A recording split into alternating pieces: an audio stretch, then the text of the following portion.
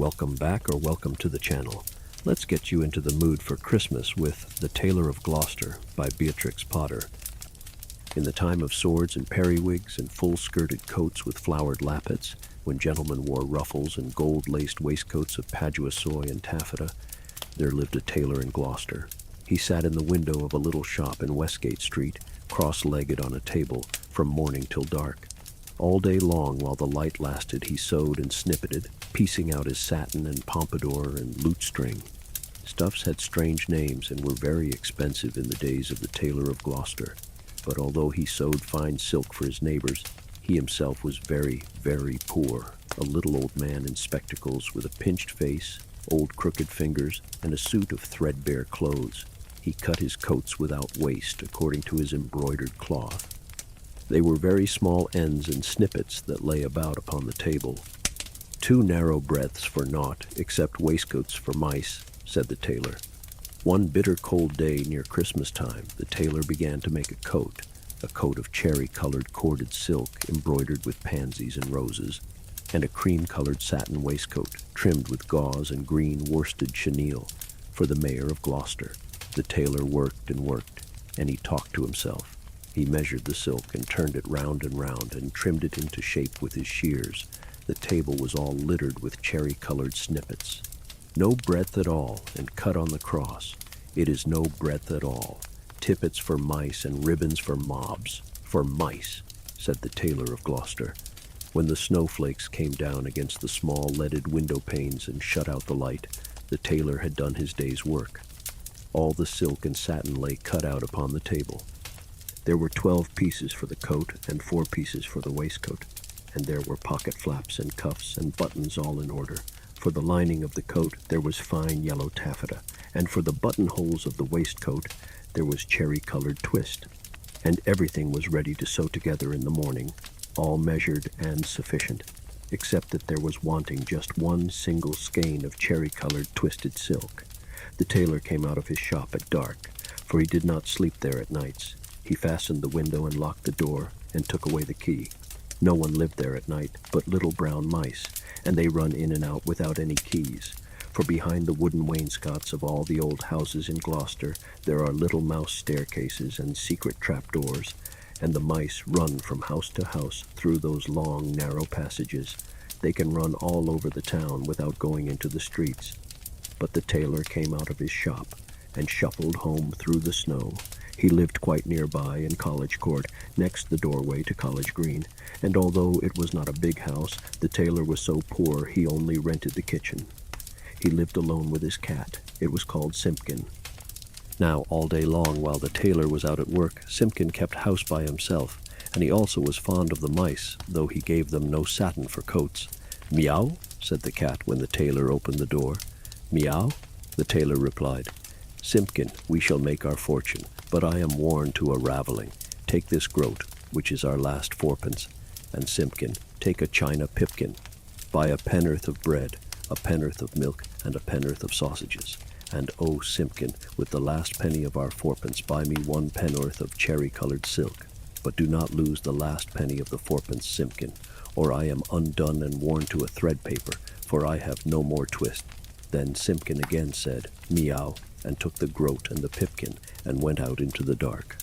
The tailor was very tired, and beginning to be ill. He sat down by the hearth, and talked to himself about that wonderful coat. "I shall make my fortune, to be cut by us.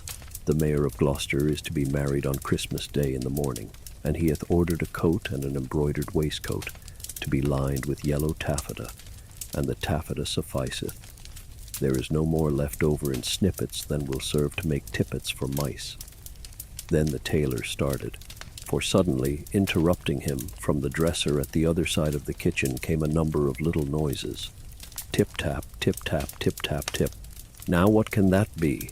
said the Tailor of Gloucester, jumping up from his chair. The dresser was covered with crockery and pipkins, willow-patterned plates, and teacups and mugs. The tailor crossed the kitchen, and stood quite still beside the dresser, listening and peering through his spectacles.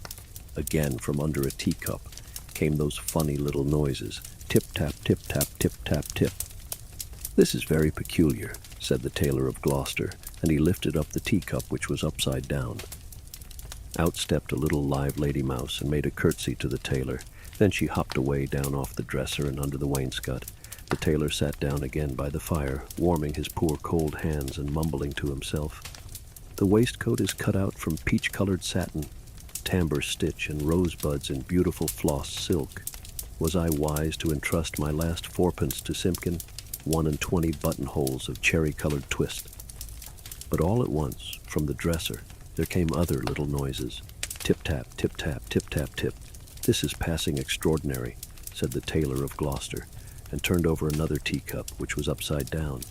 Out stepped a little gentleman mouse and made a bow to the tailor, and then from all over the dresser came a chorus of little tappings, all sounding together and answering one another like watch beetles in an old worm-eaten window shutter. Tip-tap, tip-tap, tip-tap, tip.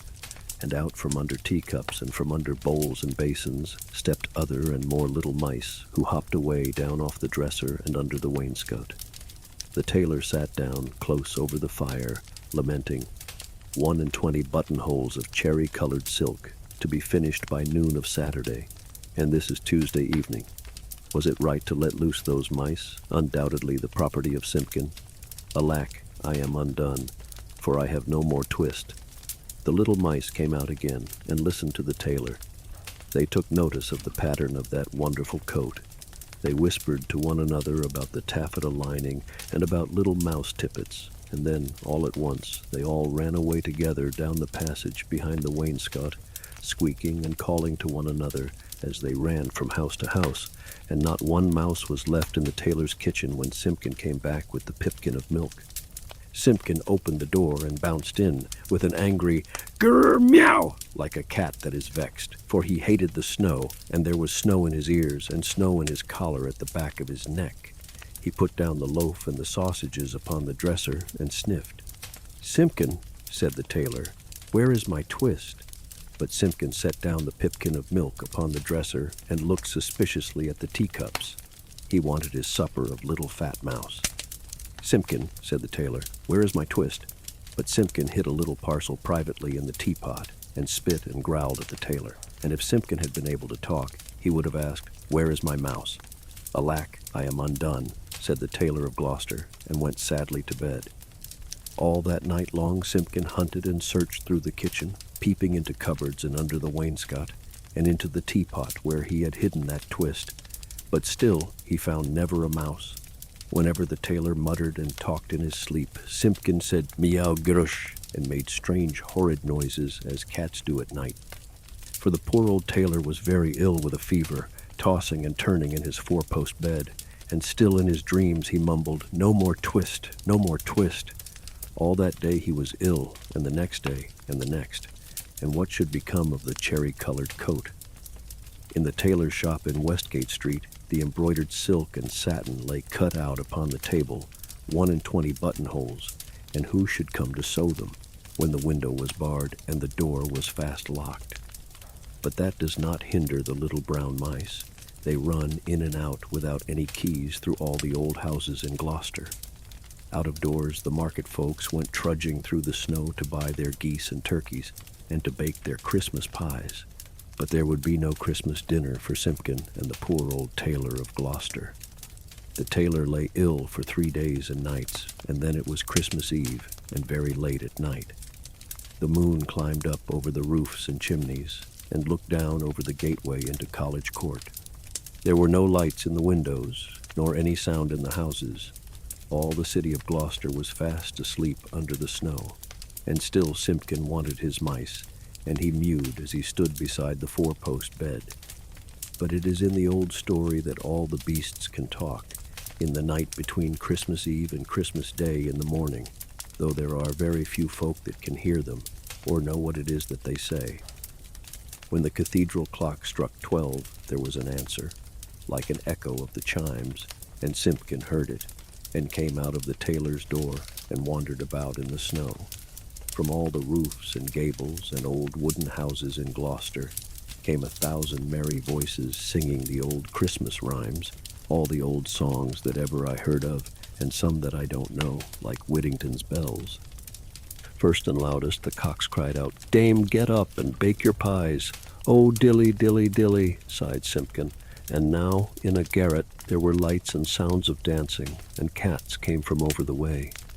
"Hey, diddle, diddle, the cat and the fiddle, all the cats in Gloucester, except me," said Simpkin. Under the wooden eaves, the starlings and sparrows sang of Christmas pies. The jackdaws woke up in the cathedral tower, and although it was the middle of the night, the throstles and robins sang. The air was quite full of little twittering tunes, but it was all rather provoking to poor hungry Simpkin. Particularly he was vexed with some little shrill voices from behind a wooden lattice. I think that they were bats, because they always have very small voices, especially in a black frost when they talk in their sleep, like the Tailor of Gloucester. They said something mysterious that sounded like, "Buzz," quoth the blue fly, "hum," quoth the bee, "buzz and hum they cry, and so do we." And Simpkin went away shaking his ears as if he had a bee in his bonnet.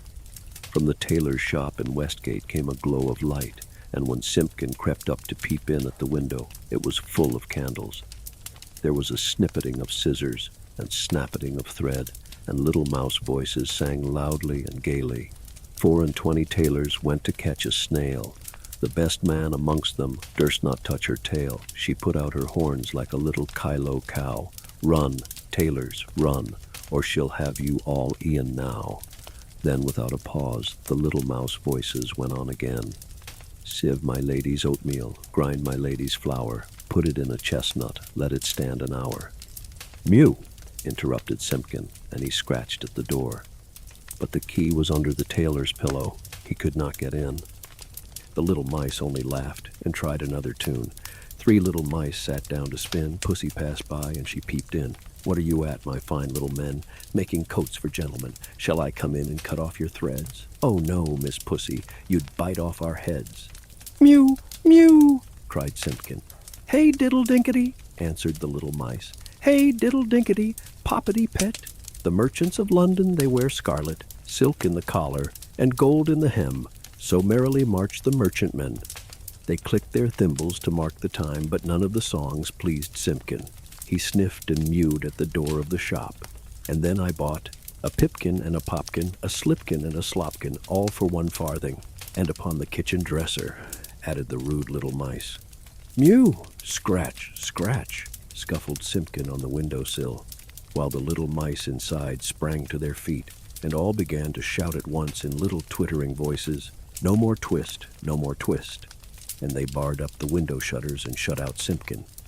But still through the nicks in the shutters he could hear the click of thimbles and little mouse voices singing, "No more twist, no more twist." Simpkin came away from the shop and went home, considering in his mind. He found the poor old tailor without fever, sleeping peacefully. Then Simpkin went on tiptoe and took a little parcel of silk out of the teapot and looked at it in the moonlight, and he felt quite ashamed of his badness compared with those good little mice.